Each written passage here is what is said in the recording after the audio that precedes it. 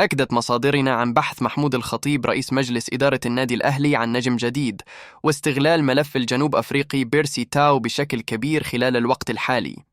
وقام الأهلي بطرح صفقة تبادلية على الشمال القطري.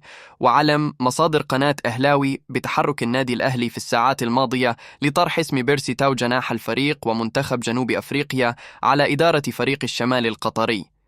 يأتي ذلك في ظل تمسك محمود الخطيب بخطوة التعاقد مع النجم الجزائري بغداد بونجاح في فترة الانتقالات الشتوية الحالية من أجل تعزيز قوة الخط الأمامي في ظل وجود تراجع شديد في الأداء والأرقام والنتائج.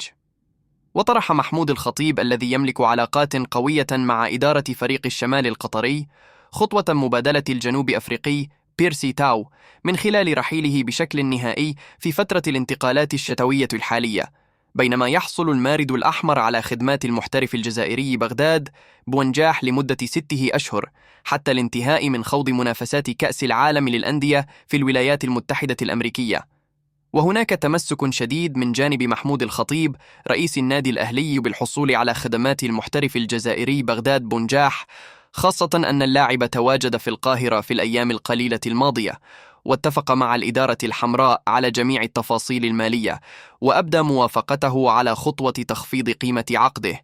ويسعى النادي الأهلي للتخلص من الجنوب أفريقي بيرسي تاو في ظل عدم اقتناع السويسري مارسيل كولر المدير الفني بما يقدمه في الفترة الماضية، بالتزامن مع تحفظ الإدارة على ارتفاع قيمة عقده مع الفريق.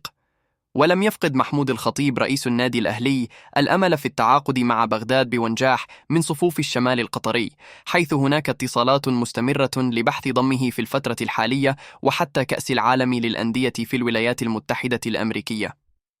وعانى النادي الأهلي في الفترة الماضية من عدم وجود بديل مميز للمحترف الفلسطيني وسام أبو علي، حيث لا يؤدي محمود كهربا بمستوى فني قوي ولا يعتبر من العناصر الأساسية في الفريق. ومن المقرر أن تتضح الرؤية بشأن مصير صفقة بغداد بونجاح مهاجم الشمال القطري خلال الأيام القليلة المقبلة.